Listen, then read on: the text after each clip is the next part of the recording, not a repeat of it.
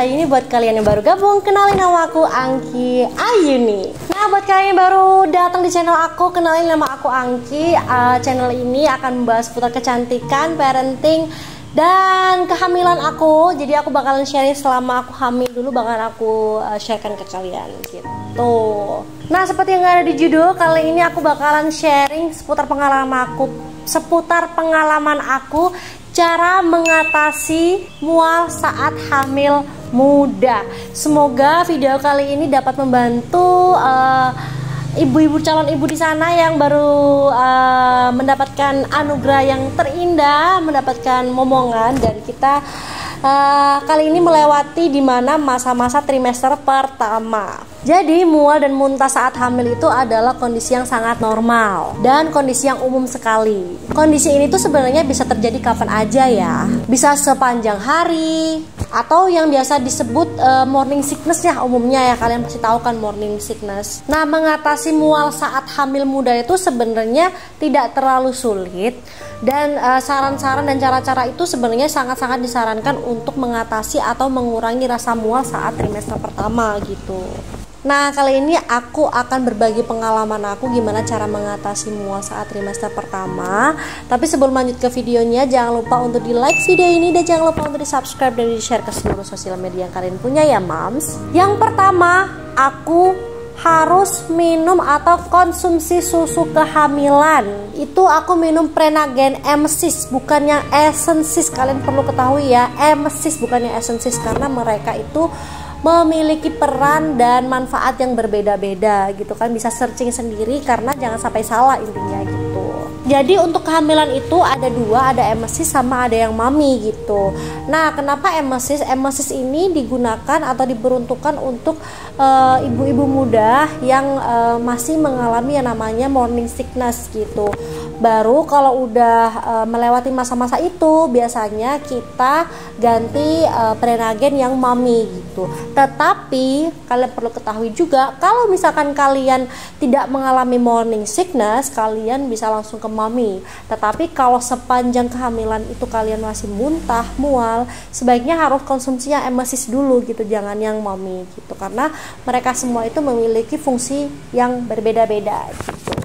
Nah, kenapa aku konsumsi ini? Karena seperti yang aku bilang tadi, untuk mengurangi rasa mual saat morning sickness itu mulai muncul.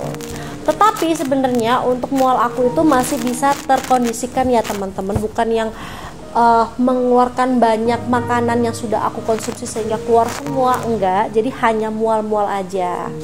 Nah, tujuan sendiri minum ini itu supaya nutrisi kita dan calon baby kita itu tetap sama-sama ternutrisi ya moms. Jadi untuk memenuhi kebutuhan ibu dan si janin.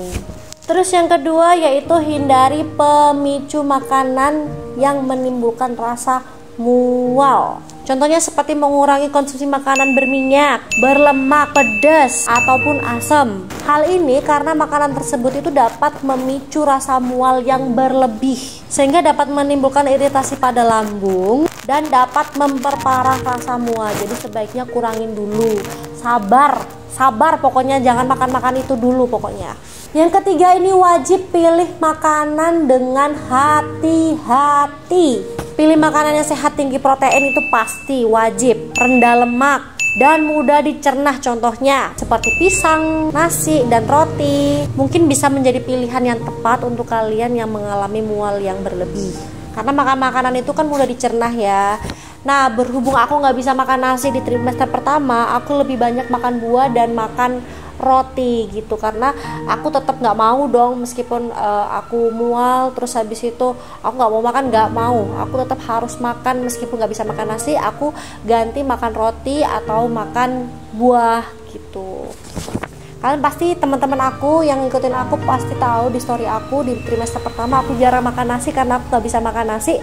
Cium bau nasi aja udah mual, apalagi lihat nasi, apalagi makan gitu, nggak bisa. Makanya aku ganti buah sama roti gitu. Dan buahnya pun itu jangan terlalu asem ya, karena juga bisa menimbulkan rasa mual juga gitu. Dan perbanyak makan camilan. Kalau nggak bisa makan berat, bisa makan biskuit atau camilan ibu hamil. Itu kan ada ya, banyak sekarang itu ya makanan untuk ibu hamil. Terus jangan sampai nih kita nggak makan terus perut kosong, karena sebenarnya perut kosong itu juga dapat memicu rasa mual juga. Bahkan bisa lebih parah karena kan nggak ada makanan ya, jadi kosong gitu, jadi bisa lebih parah gitu mualnya. Dan perlu diingat, makan dikit-dikit, nggak perlu banyak. Kalaupun tidak bisa makan makanan berat, perbanyak cemilan aja. Yang penting keisi, yang penting makan. Jangan sampai nggak makan. Ngerti? Terus yang keempat, perbanyak minum. Selain itu, guna mencegah dehidrasi yang berlebih, karena kan kalau kita muntah itu banyak cairan yang keluar kan. Dan Bumil itu memang dianjurkan sehari itu 8 gelas per hari. Jika Bumil bosen ya air mineral biasa, kalian bisa ganti dengan air dingin atau jahe hangat. Hei, jangan ada yang bilang air dingin nggak boleh untuk ibu hamil. Siapa yang bilang kayak gitu? Boleh aja minum air dingin. Karena selain itu yang terpenting adalah jangan sampai ibu hamil itu mengalami dehidrasi gitu. Jadi harus terhidrasi, bukan malah dehidrasi. Yang bahaya itu kalau air mentah kita jadikan es batu tuh, baru kita minum barengan sama air. Nah itu yang bahaya. Kalau airnya udah dingin dan airnya matang ya nggak bahaya gitu. Jadi buat teman-teman nih, kalau bikin es batu ya jangan air mentah gitu. Ya udah air biasa aja, air mineral biasa kita masukkan ke kulkas, kita minum gitu. Yang bahaya itu kalau air mentah terus dingin, nah itu kita minum itu bahaya itu. Jadi ingat ya, harus terhidrasi, bukan malah dehidrasi. Oke, paham? Terhidrasi bukan dehidrasi. Terus yang kelima, cukupi waktu untuk istirahat. Ini juga penting banget, karena perubahan yang terjadi selama kehamilan itu dapat membuat Bumil itu menjadi cepat lelah. Terlebih lagi yang bekerja ya, karena kondisi ini tuh juga bisa memperparah rasa mual itu cepat muncul. Nah aku juga tidak menyalahkan buat ibu-ibu yang sedang hamil, ibu mil, dan dalam kondisi yang masih bekerja. Kalian kuat banget, kalian strong banget, tetapi kalian juga harus atur pola istirahat kalian. Jadi jangan memaksakan diri gitu loh, jangan memaksakan diri untuk bekerja terlalu keras. Kalian juga harus sayangi janin kalian dan diri kalian gitu. Jadi lebih banyak mengatur waktu untuk istirahat, karena istirahat yang cukup itu juga mengurangi rasa mual gitu. Nah yang keenam, ini yang terakhir, jika mualnya itu sudah dikategorikan yang berlebihan, terus mualnya terjadi hampir memasuki trimester kedua ketiga, kalian harus wajib banget datang ke dokter untuk memeriksakan kondisi tersebut. Takutnya ketika kita mengeluarkan banyak cairan itu akan mempengaruhi kondisi si janin dan kita gitu sebagai ibu ya, calon ibu. Karena ketika kita sudah memasuki trimester kedua itu biasanya itu sudah tidak mengalami yang namanya mual. Tetapi ada beberapa kondisi ibu hamil yang berbeda. Ada yang mualnya itu di trimester terakhir, trimester pertama enggak. Tetapi juga ada yang dari trimester awal 2-3 itu masih mual. Nah itu harus segera kita datang ke dokter untuk mempertanyakan kondisi kita. Jadi kan supaya ada penanganan lebih lanjut gitu. Jadi jangan sampai terjadi sesuatu pada si janin dan kita gitu sebagai calon ibu gitu. Jadi kita harus menyayangi si calon baby kita dan kita sebagai calon ibu gitu. Nah semangat ya buat calon ibu yang memasuki trimester pertama. Kalian kuat, kalian hebat, kalian pasti bisa melewati trimester pertama ini. Nikmatnya sungguh luar biasa. Dinikmati saja, jangan banyak mengeluh.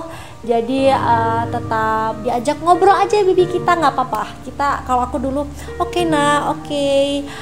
kita lewati masa trimester pertama ini dengan penuh kegembiraan dan penuh semangat, meskipun rasa mual itu kadang-kadang masih muncul gitu. Jadi semangat ya. Terima kasih buat kalian yang sudah nonton dari awal sampai akhir. Semoga kalian dapat mendapatkan manfaat dari video ini. Sampai jumpa di video-video seputar kehamilan aku juga. Buat kalian yang pengen tahu informasi seputar kehamilan aku, kalian bisa cek linknya itu judulnya adalah kehamilan. Kalian bisa cek di situ informasi seputar kehamilan aku, banyak banget yang udah aku share. Semoga dapat membantu kalian. Bye bye, sampai jumpa di video-video selanjutnya. Bye.